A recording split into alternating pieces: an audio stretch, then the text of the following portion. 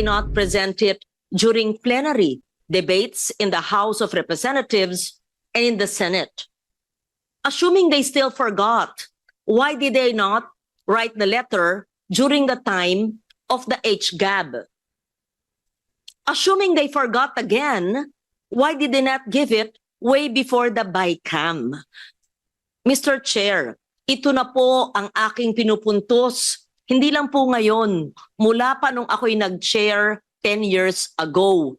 Bakit ba tayo mga Pilipino palaging afterthought? Palaging pahabol? Palaging last minute? Kasi hindi naman to bagong proyekto. Naniniwala po ko, at don't get me wrong, I will support it at wala namang karagdagang hinihingi. Pero inaayos lang na yung budget. Hindi ba nila inayos mula nung inisip nila? The good secretary I know has been in the department for a long time. Career yan eh. So, hindi pwedeng masabi dahil bago. Eh, nandyan naman sila. At bago siya, si Sec Vince Dizon. Siguro naman nag-usap sila tungkol sa kanilang NEP. I put that on the table, Mr. Chair, while supporting your motion to adopt it. I'll repeat. Let it be a lesson to those doing their budgets, whether you're a big department or a small bureau or commission. You present it to DBM. You think about it for 1 year. Pagkatapos po ng Kapaskuhan New Year, gagawa na naman sila ng NEP ng 2027, all agencies up to March. Please think. Please plan. Don't come to us in December for something that is so essential and basic. So, it's an afterthought, even if it's urgent and basic. I have to put that on record. Pasensya na po. Thank you. Senator Amy. Yes, Mr. Chair. Recognize Senator Amy first. Yes, Mr. Chair. Kahapon pinuna ko na po ito dahil tama ba yung pagkaintindi ko, binawasan na ng halos kalahati ang Metro Manila Subway at yung ganon din yung North-South Commuter Railway dahil sang-ayon naman tayo na napakababa ng performance. Pero ito ang inaasam-asam ng ating mga sumasakay ng iba't ibang public transport na sa wakas magkakaroon tayo ng subway system. Ang pagkaintindi ko ba, babawasan pa lalo itong dalawang to? So we are decreasing further reductions of 1.8 and 1.8 din sa bawat isa. Is that the understanding? So from 25 billion Metro Manila Subway and 37 or 38 billion of the North-South, may bawas pa ng 1.8 kada isa. Paliit na lang ng paliit to. Paano yan? Palaki ng palaki yung commitment fees natin at yung reputational damage natin talagang insurmountable na. So babawasan pa to lalo. Foreign funded to, nakakaya to. Balasubas na yung Pilipinas, Diyos ko.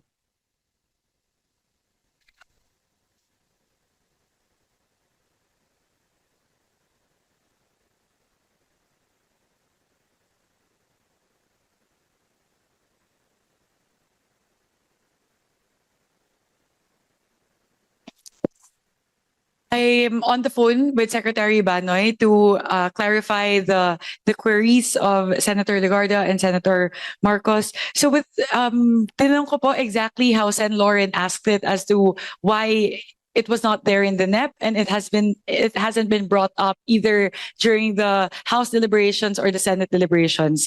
What happened po is that both of these, the AFCS project as well as the common station, were supposed to be under two different PPPs to be supposedly managed by the LRMC.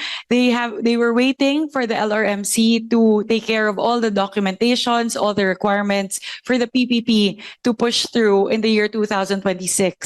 Up until this point, hindi pa po nagsasubmit yung LRMC. So given the criticality, LRMC. what's LRMC? It says something, abbreviates it. He better explain. Light Rail Transit Extension. should call out the head of that LRMC. I mean, we cannot be hostage by people who are not doing their job on time. I mean, ugali. The LRMC po is the Light Railway Management Corporation. That's under him. Management Corporation. Head niya. At saka pag may deadline, niya yung deadline. Ganun lang. Forever. Kasi kung papayagan natin sila, lahat na lang ng ahensya pwede mag-internal realignment. This one po, Sen. Lauren, the LRMC is a private corporation. So this is the private group that the OTR was supposed to work with. He should have made deadlines.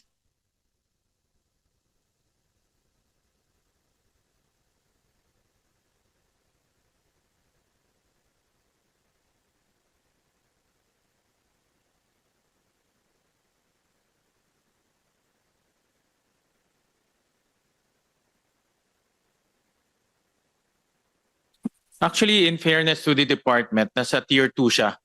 Nakalagay ho siya sa tier 2, but hindi ho natanggap because of fiscal space. However, you're right, Senator Lauren, being a veteran in the Committee on Finance, na merong opportunities, no? Many opportunities to submit. Correct. So, nakakaano talaga. But then again, when we were evaluating the projects, lalo na yung automated fare collection system, ito napakahalaga dahil ngayon yung ating fare collection system ay merong manual, merong yung old technology. So they wanna move forward with the new technology, parang sa Hong Kong or sa Bangkok na tinatap nilang pwedeng gamitin credit card. So that's the essence. So that's why when we were evaluating this, nakita namin na maganda naman yung kanilang proposal. As to the yung query ni Senator Amy, pagdating kasi sa dito sa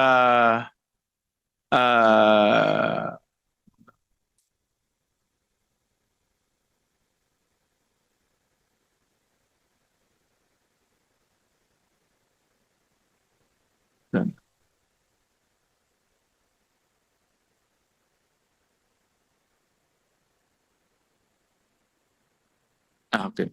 Meron pa ho, let's say dito po sa North-South Commuter Railway, meron pa ho silang approximately 30 billion pesos sa continuing appropriations ho nila. Kaya malaki-laki pa ho. Pagdating ho dito sa Metro Manila Subway Project, meron pa ho silang 10 billion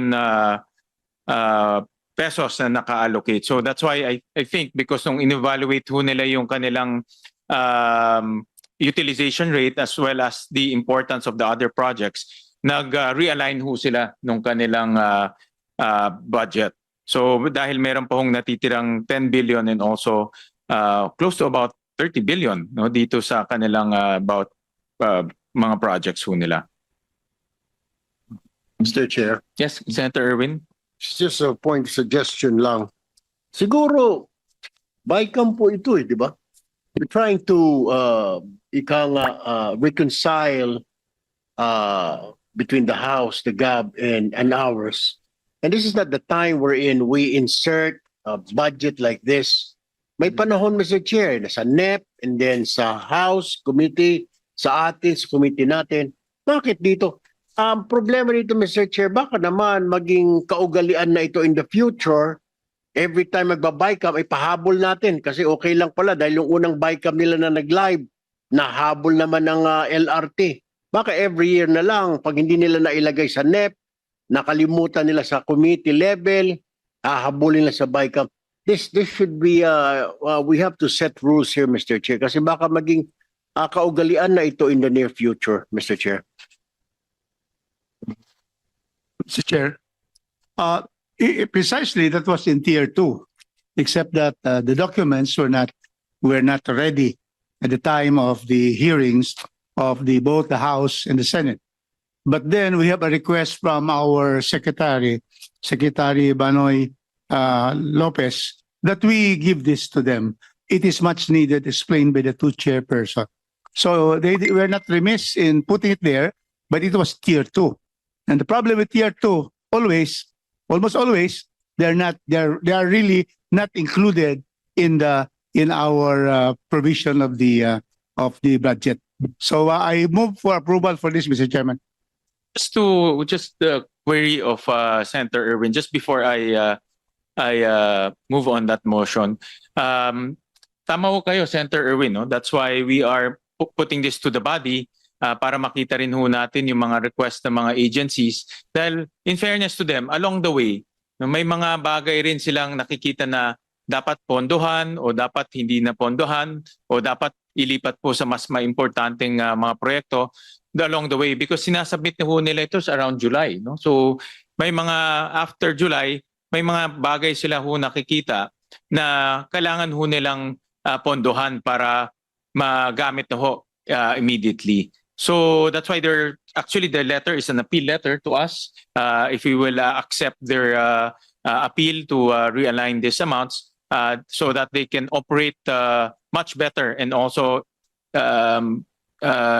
execute new projects such as the automated fare collections Mr. Chair. next year. Just want to add, because I came from the executive also as a secretary of a department back then. Pag sinabihan po kami na we have to prepare for the NEP, we inform agencies under us.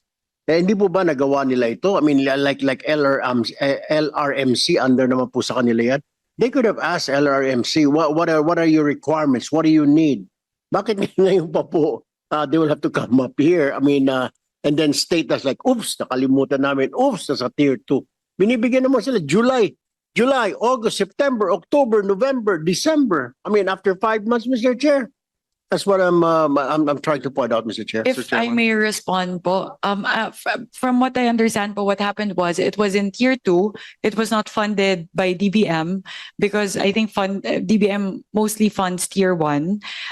They were fine with keeping it in tier 2 because they thought that the PPP was going to materialize. And then eventually, when they realized that the PPP was not going to materialize, at saka po nila linaban ngayon kasi otherwise po it will be detrimental to our commuters and to the interoperability of the different MRT stations. So siguro po sa amin po the stand po of myself and Chair Win, as much as possible ayaw po talaga namin mag-entertain ng ganito. They've had 6 months since the NEP was almost 6 months since they submitted the NEP last August 13. So I agree po. I very much agree. We wouldn't have said yes to this or even entertain this if these two were not critical projects. Medyo hindi po kasi lang talaga maganda yung consequences kung hindi po natuloy yung common station at saka yung PEEP cards. Kaya lang naman po namin in-entertain. Thank you po.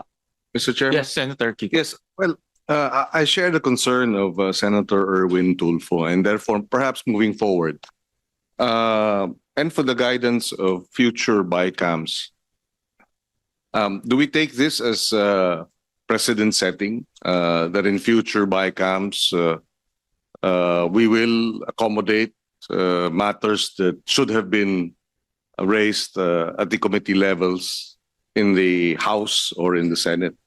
I think that should be put on record so that because if I may, as we act on this particular request of this particular agency, this should not be a precedent, should not be considered or set a precedent for future bicameral conferences, conference committees, and for future budget deliberations.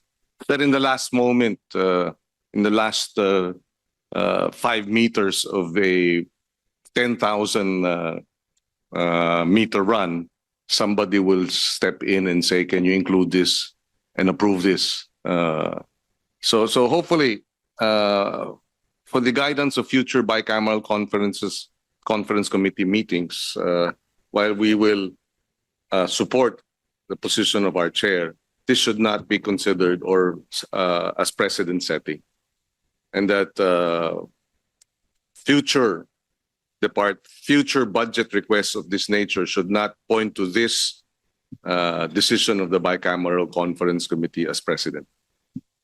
Thank you, Senator Kiko. Senator Erwin? Well, I support, Mr. Chair. I mean, both chairpersons, their point.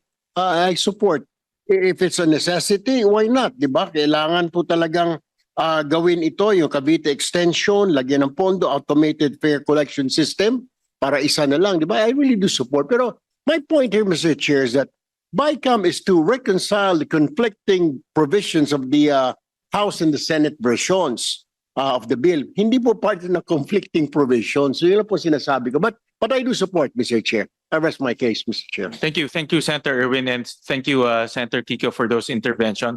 Sa totoo lang ho, ang dami ho naming nakukuhang pahabol. Si Senator Lauren, in fact, mentioned a few items. Ibang department. Diba, Ched, I think, also texted you. Sa akin, meron din ho. Kami ni Chair Mika, ang dami hong mga pahabol request. But ako will approach this on a case-to-case basis depending on the urgency and the importance of the request. Dahil ho dito, common station, automated fare collection, gift card. After analyzing and consulting with the department, we saw that this is important to make our public transportation system seamless, no? Kasi meron siyang intermodal capability. But yung mga others, yung mga pahabol, hindi na ho namin present dito po sa body. No? So with that, we have a motion from from Congressman Rufus. Second. Julie seconded. The proposal is deemed approved. Thank you, Mr. President. Senator Kiko. Well, it was already raised earlier that there were several requests. I would just want to place this on record that after we approved the budget of the Department of Agriculture, that evening, December 15, when did we approve the DA budget?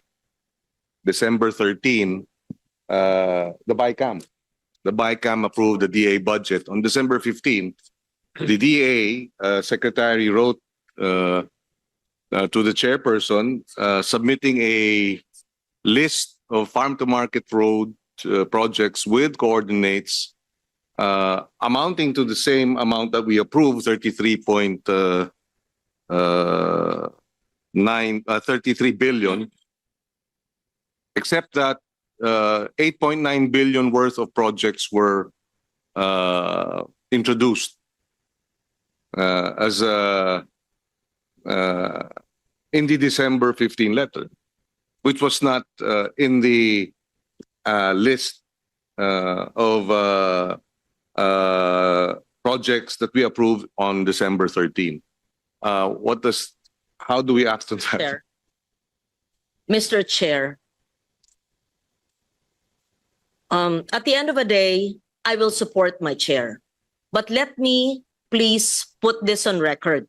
Just like I spoke last night and now about the OTR, it's the same issue with the Department of Agriculture. If the more than 8 billion pesos worth of farm-to-market roads were indeed essential in serving our farmers in the hinterlands, why was it not included in the NEP or even in the HGAB? Even if you say that there are coordinates, why did they swap? So I would like to know what were the more than 8 billion pesos worth of FMRs that are deleted now from the HGAB and the Senate version that we are reviewing in the BICAM. Sino po ang mga magsasaka na maaapektuhan sa matatanggal na FMR dahil pinalitan ng DA ang kanilang listahan ng farm-to-market road? I don't understand. So ano mangyayari po sa farm-to-market roads na sinumite ng DA, na inaprubahan ng HGAB, na inaprubahan po natin, tapos papalitan dahil sa isang sulat?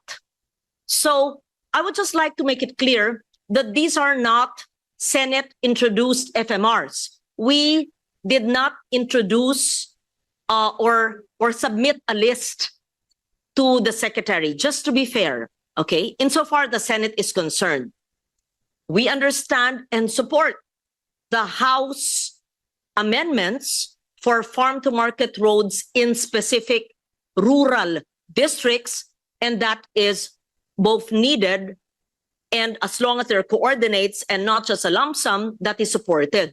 But suddenly there's a change.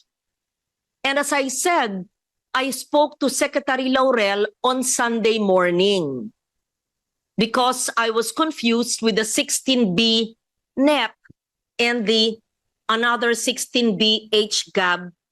And he said, I don't know if I should say it here. Okay, he said something. I will tell you later.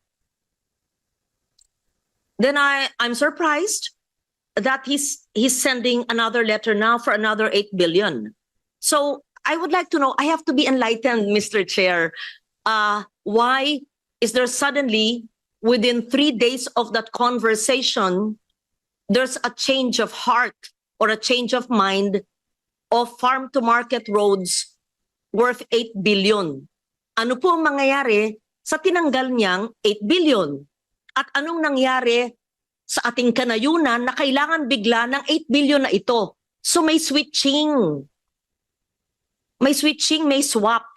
So yung tinanggal po na 8 billion, malay ko kung saan yun, saan po ilalagay? Sa NEP ng 2027? Ito pong bagong 8 billion, saan po nanggaling yan? Ano mga distrito, probinsya, bundok, kanayunan, saan? Please enlighten this representation. I'm not trying to interpolate my colleague because I did not receive the letter. I just want to understand, please. Again, if we will make this a habit, then every agency will change internal realization. Oh, pareho naman ng level eh. Papalitan na namin ng laman.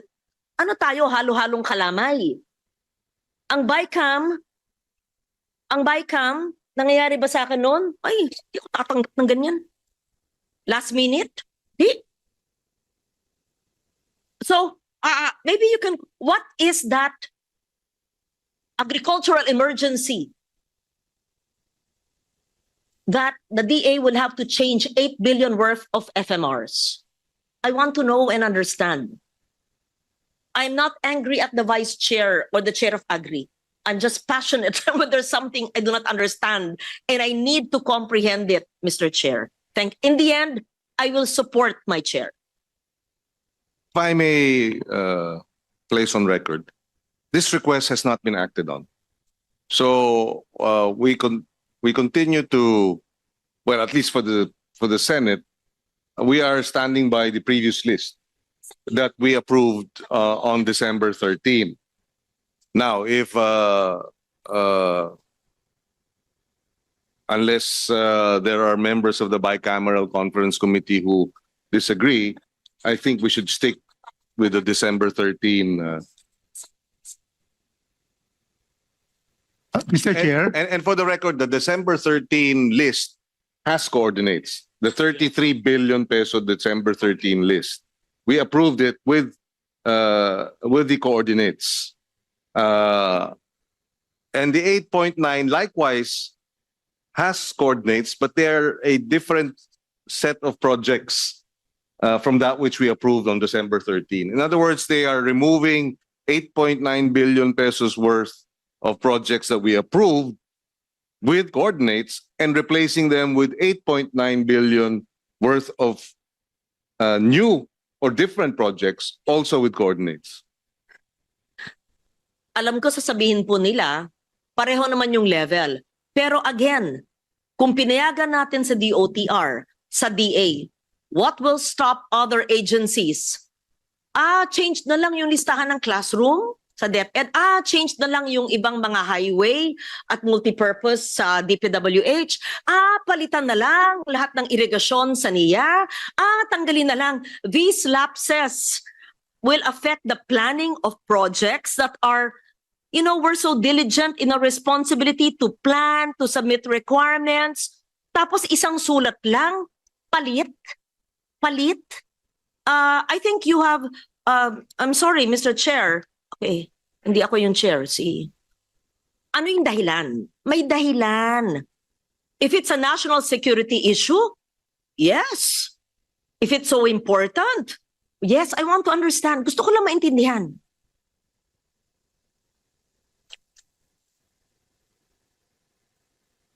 So there's something he knows that we don't know.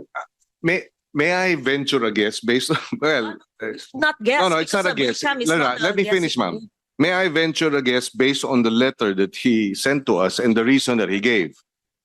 Part of the reason that he gave was, please be informed that the earlier submission was made without the approval of the Secretary of Agriculture, as the undersigned was on official medical leave at that time. So, and this is where my guess comes in.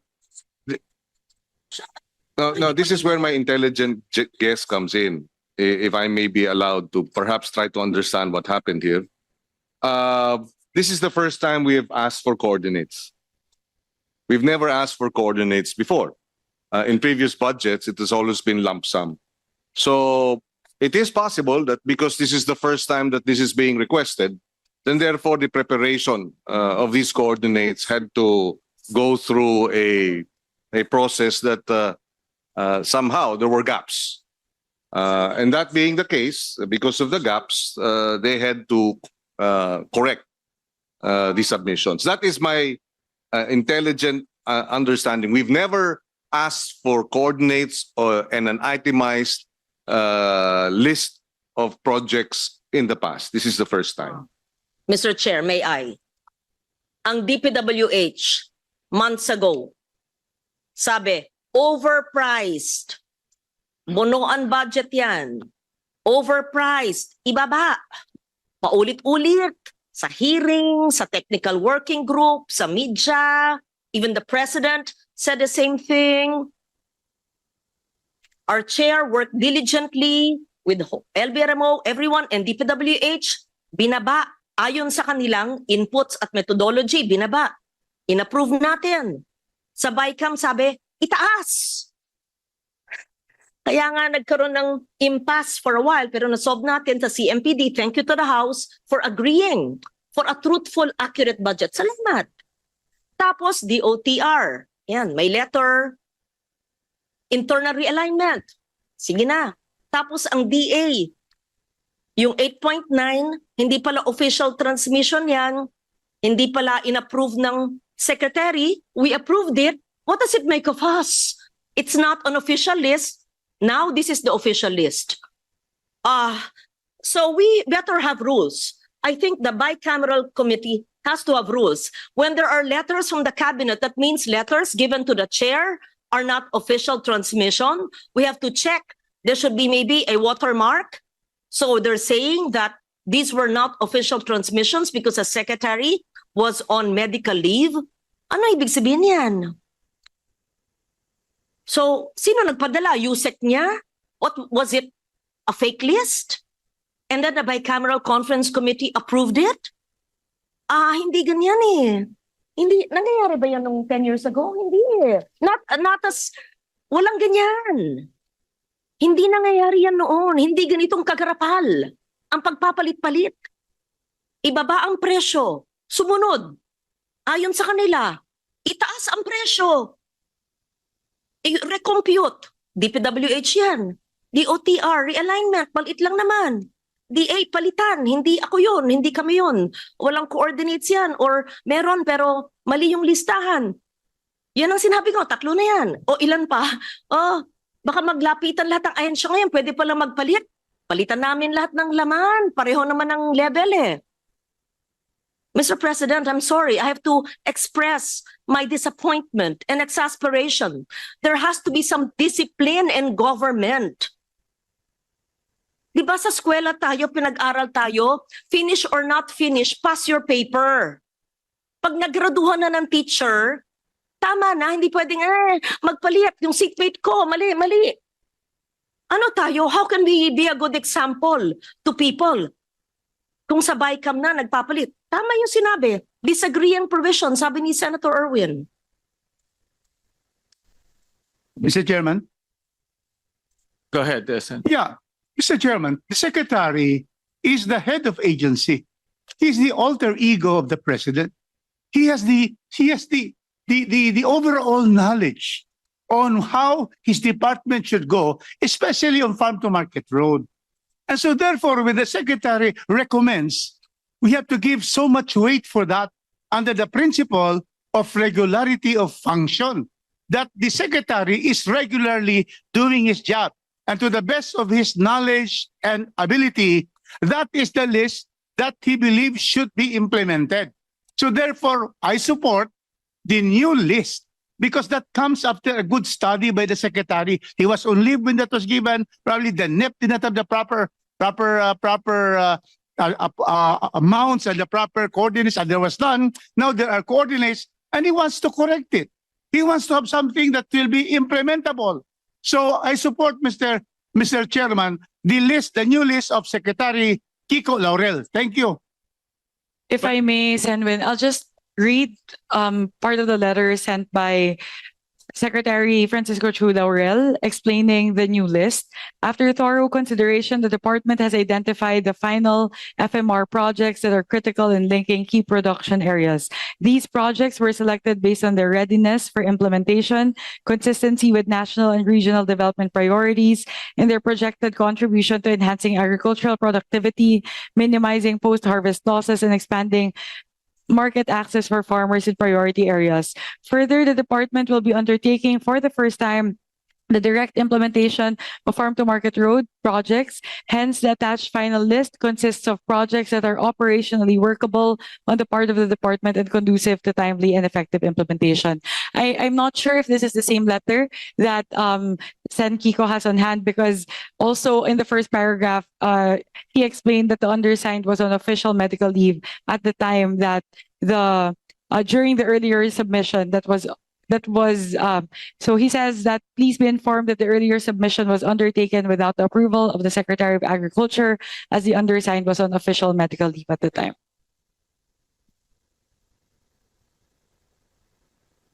Actually, I was talking to Senator Lauren. Ang tanong niya kung nangyayari ho to nung mga unang panahon. Ang sagot ko, hindi ko alam dahil kayo-kayo lang nag-uusap eh. No, ngayon, I'm not saying you, but I'm saying in general, no? In general. I'm not saying you, Ma'am Lauren, no? I'm saying in general dahil this is the innovation that we introduced so that all of these things will be brought out to the body. Pag-usapan natin, pagdebatihan natin, we might not agree, we might find some solutions, pero ang importante ho dito, nalalaman ng lahat, no? Hindi lang sa ilan-ilan lang po ang nalalaman. In fact, dati ho kasi lalabas na lang po yung General Appropriations Bill, doon na lang natin nakikita kung ano yung mga projects na pumapasok at hindi pumapasok. Pero ito po ang kagandahan po ng open BICAM or ganitong proceedings para mapag-usapan ho natin. That's why. Thank you for that, Chair. Totoo, nung panahon dati, 10 years ago, yung dalawang chair and LB Remo and the APRO staff. That's why I was asking Attorney Doblon 10 years ago, I can't recall, meron bang mga pahabol na ganyan? But she says, meron, pero pag na-discuss na yung department, tapos na. Or hindi ganyang kalalaki yung changes. But then, I appreciate the candor of the chair and his calmness in taking all this, but it's up to you whether to accept it or not. I said at the end, I will accept and support your decision. We just have to agree na wag masanay lahat ng ahensya na magpalit sa last minute. We have to change that attitude. Yeah. But I support you, Chair. Mr. Chairman, with the permission of our colleagues, apparently, the letter read by Representative Swansing mentioned that please be informed that the earlier submission was made without the approval of the Secretary. This, as we were made to understand and relayed by the Department of Agriculture, the submission here was the NEP list of projects, and therefore, and what happened subsequently was that because it was submitted without the approval of the Secretary, the BAFE head was removed or was replaced. So that's the information that has been relayed to us. And therefore, they are now submitting this new list. What's important, I think, in the end, and again, I share the concern that these last-minute appeals should not be the norm. What's important here is that for the first time, the list has coordinates. This has never been done before, and therefore, the accountability and transparency objective is met. Of course, we have to continue to be vigilant, and that's why we have identified this information.